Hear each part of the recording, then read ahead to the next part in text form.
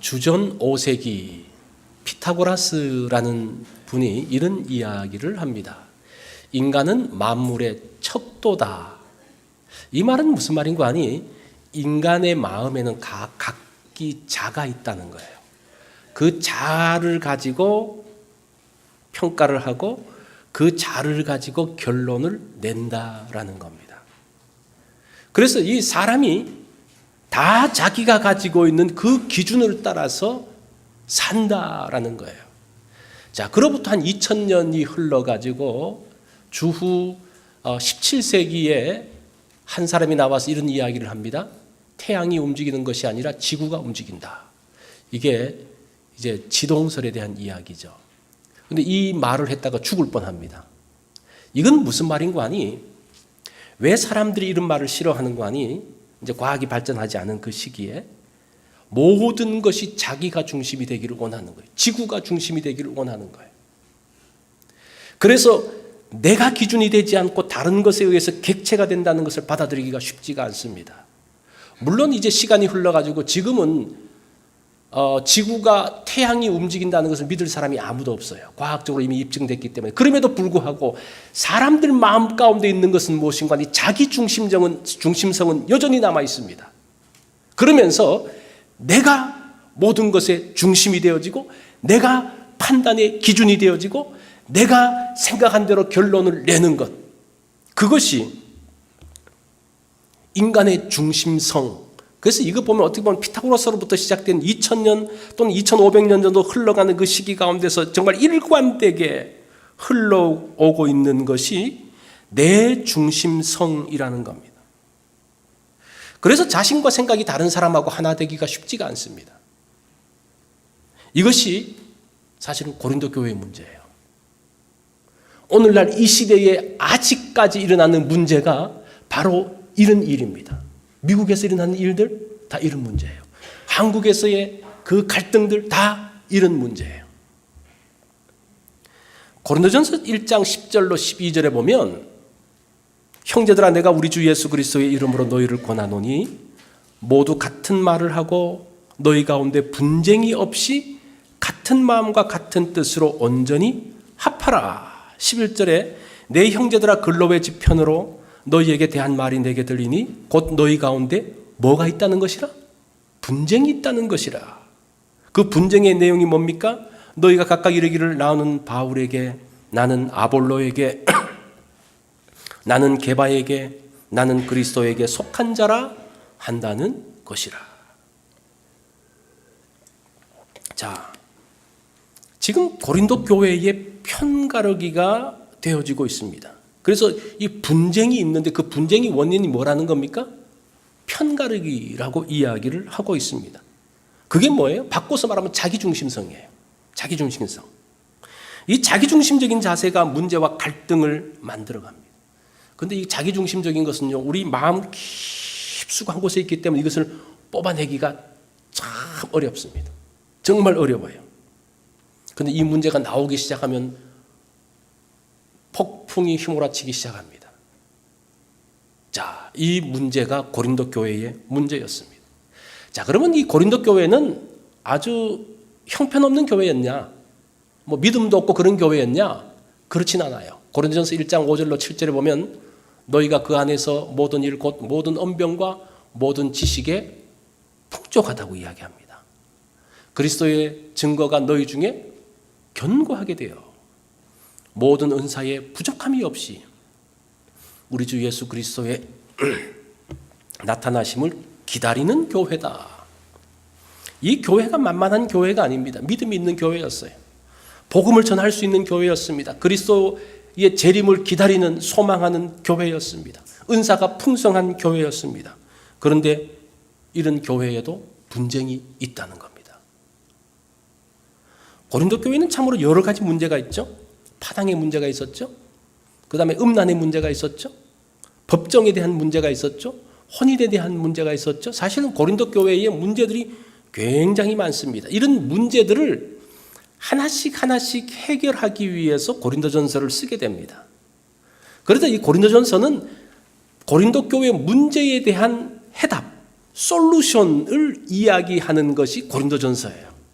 그래서 제가 이번 고린도전서 강해를 시작을 하면서 큰 시리즈의 주제를 솔루션이라고 잡았어요. 이 솔루션이라고 잡고 난 다음에 굉장히 부담이 있는데 과연 내가 솔루션이 될 수 있을까라는 부담이 있는데, 그런데 중요한 것은 고린도전서가 그렇게 쓰였다는 거예요. 그래서 고린도전서를 하나씩 따라가다 보면 우리 인생의 문제, 우리 공동체의 문제, 우리의 그 모든 문제들을 하나씩 답변하는 내용들이 이 가운데 있다라는 겁니다. 자, 그런 면에서 고린도전서가 기대가 됩니다. 사실은 제가 이 고린도전서에 대해서 오래전부터 강의하고 싶었는데 실력이 딸려서 못했어요. 그런데 이번에 한번 제가 마음을 잡고 고린도전서에 대한 것들을 한 9주 정도, 다는 못하겠는 이제 그 정도 할 계획입니다. 자, 고린도 교회에는 4개의 파가 있다고 그랬습니다. 무슨 파입니까? 바울파. 바울은 그 교회 설립자죠. 그 다음에 아볼로파.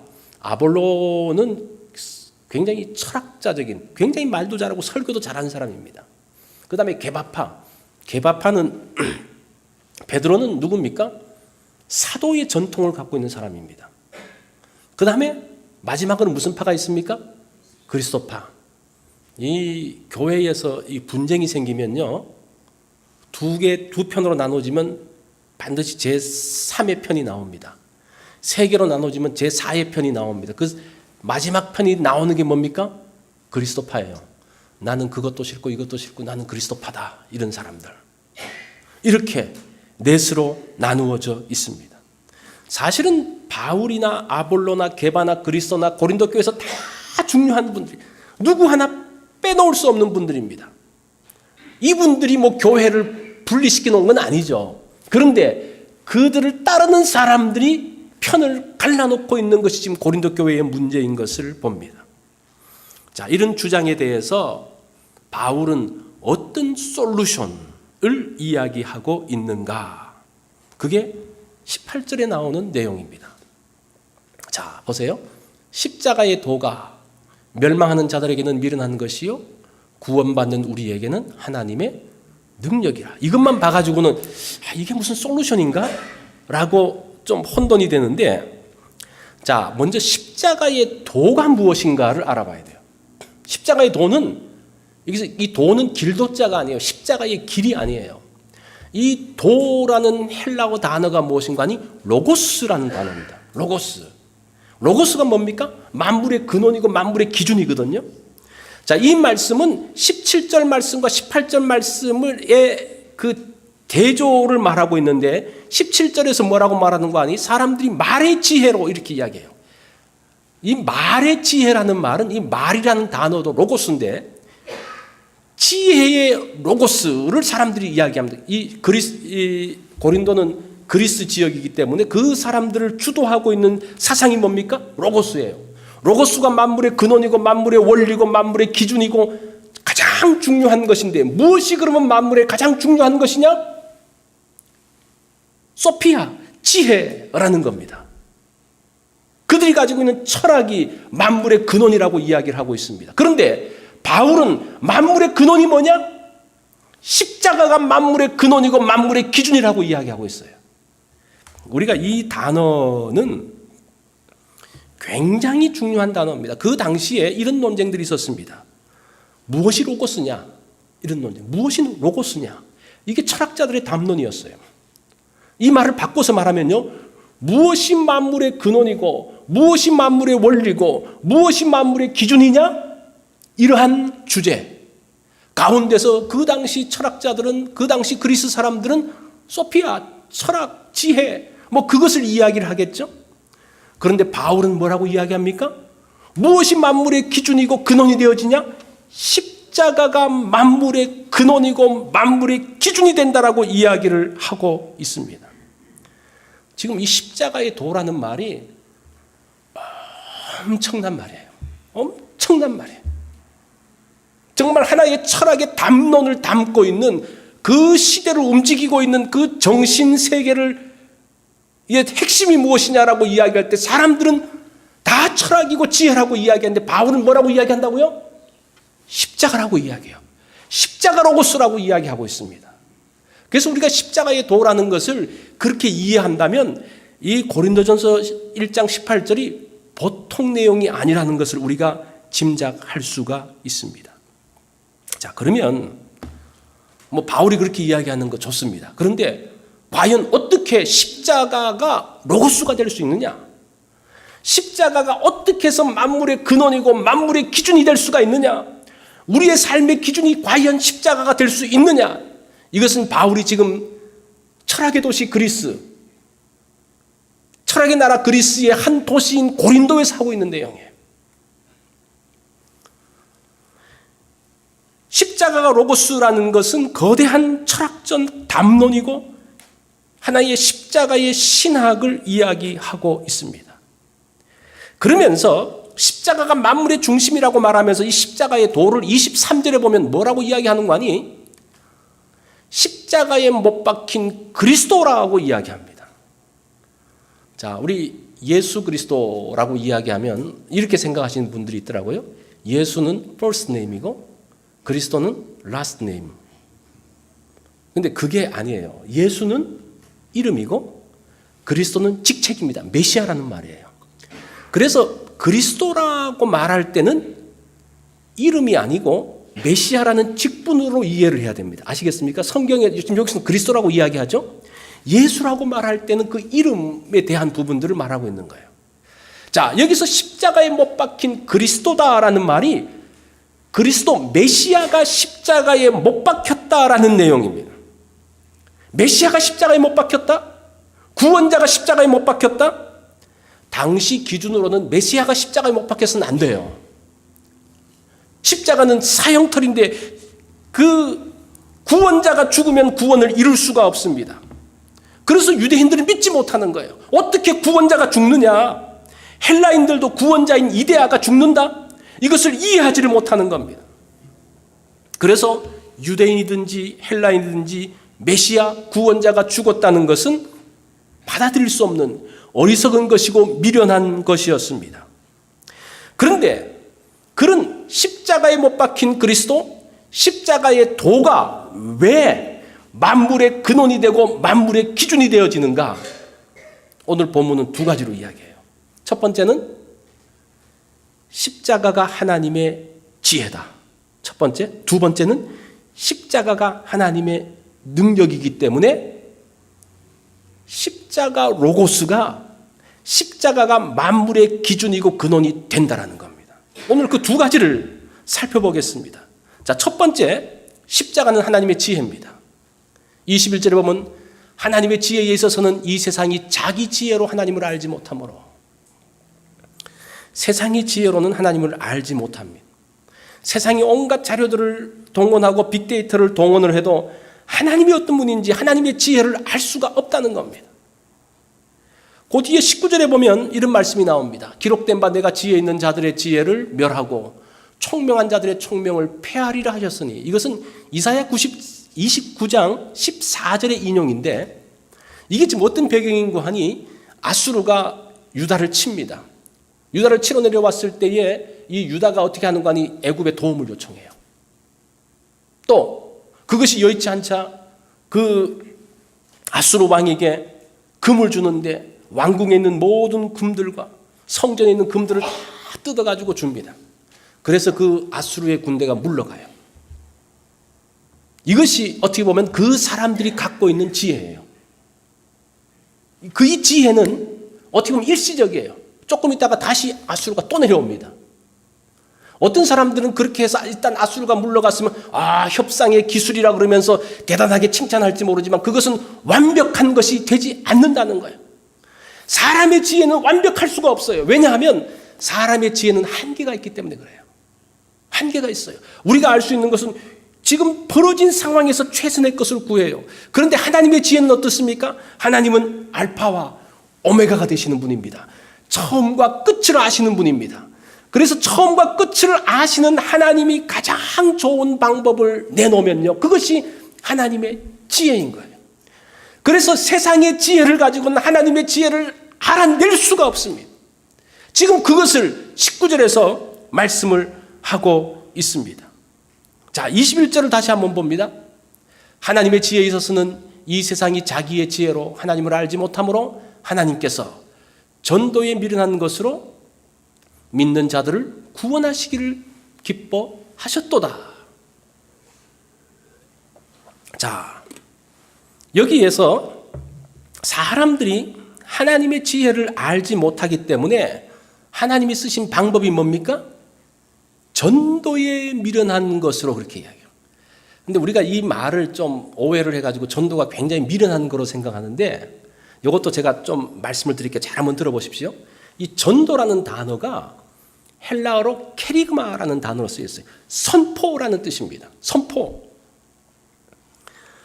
그래서 이것을 다시 번역하면요, 전도라는 어리석어 보이는 것으로 믿는 자들을 구원하신다, 이런 뜻이에요.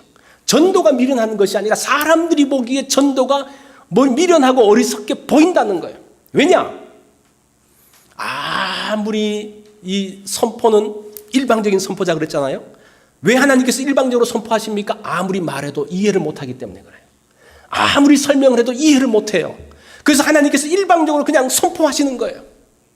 그런데 그 선포를 들으면서 사람들이 저건 뭐 말도 안 되는 거야? 저건 미련한 것인데, 그렇게 반응한다는 겁니다. 왜 그러느냐? 사람들의 지혜의 한계 때문입니다. 그런데 이것들을 믿고 나아가면 비로소 이해되어지는 것이 하나님의 지혜라는 거예요. 유대인들이 생각하는 메시아 표적이 있습니다. 메시아는 무조건 이겨야 돼요. 승리해야 됩니다. 그래야지 구원할 수 있기 때문에. 그래서 유대인들이 갖고 있는 메시아는 정치적 메시아입니다.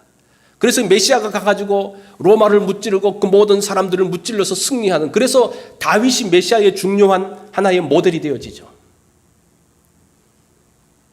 헬라인들은 지혜를 구합니다. 이성적으로 이해가 되어져야 됩니다. 하나님이 죽으신다? 메시아가 죽는다? 그건 이해되지 않는 내용이에요. 자, 그러한 것을 하나님께서 그냥 캐리그마, 선포하고 있는 것이 하나님의 지혜를 선포하는 것이고, 그것이 전도의 내용으로 들려진다는 겁니다. 십자가는 인간을 구원하는 유일한 길입니다. 사실은 십자가 외에는 구원의 길이 없어요. 이것 외에는 다른 구원의 길이 없는데, 왜냐하면 죄인을 구원하려고 그러면 죄가 없는 사람이 와서 구원해 줘야 되는 거예요. 자, 보세요. 같이 지금 물에 빠져가지고 같이 떠내려가는 사람들끼리 누구를 구해주고 할 수가 있습니까? 반드시 그 사람들을 꺼내주려고 그러면요, 물 밖에서 누군가가 줄을 던져줘야지 건져낼 수가 있는 거예요. 지금 전 인류가 아담의 범죄 이후에 다 지금 죄악의 물결 가운데 떠내려가고 있습니다. 자기들끼리 구원한다라고 말하는데 그것은 불가능한 이야기예요. 그래서 메시아가 오신 겁니다. 이것이 우리에게 오신 예수 그리스도입니다. 그분은 죄 없으신 분으로서 우리에게 죄값을 치르신 분입니다. 그런데 죄값을 치르는데 승리하면서 죄값을 치르는 것이 아니라 그분이 십자가에 죽어버리신 거예요. 죽으면 끝이지 않습니까? 그것에 대한 것. 그런데 십자가는 하나님의 실패 작품이 아닙니다. 이 십자가는 하나님께서 오래전부터 준비하신 겁니다. 하나님께서 계획하시고 준비하신 작품들. 하나님께서 아담이 범죄했을 때 가죽옷을 지어 입히시잖아요.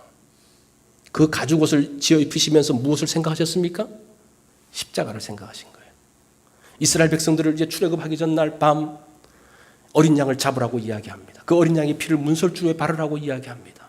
그 피를 본 죽음의 천사가 그 집의 문을 넘어갑니다. 그 양의 피를 바를 때에 하나님은 십자가를 생각하고 계신 거예요. 이스라엘 백성들이 광야에서 불순종했을 때에 불뱀이 와가지고 그들을 물어서 정말 죽음의 위기 가운데 있을 때 하나님께서 그 불뱀의 형태를 구리로 만들어서 장대에 달라고 이야기합니다.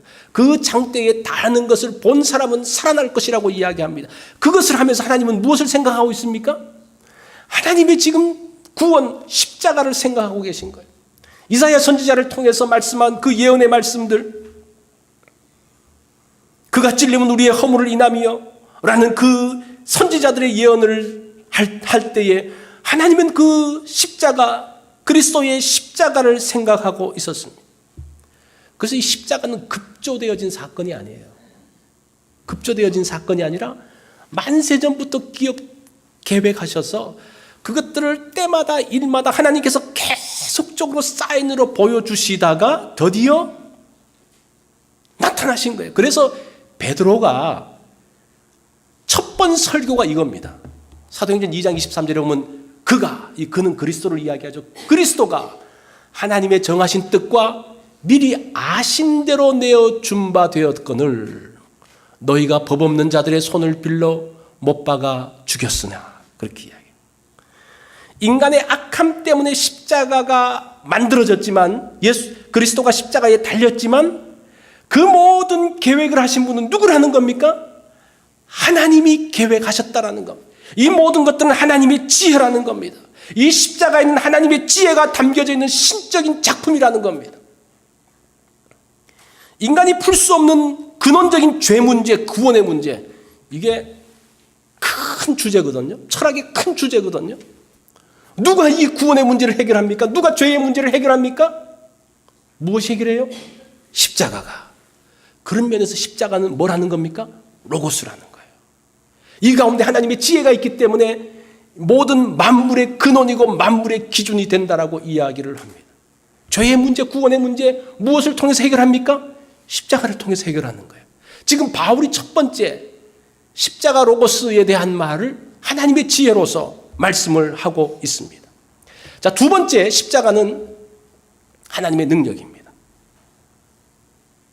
18절 말씀을 다시 보면요, 십자가의 도가 멸망하는 자들에게는 미련한 것이요 구원받는 우리에게는 무엇이라? 하나님의 능력이라고 이야기합니다.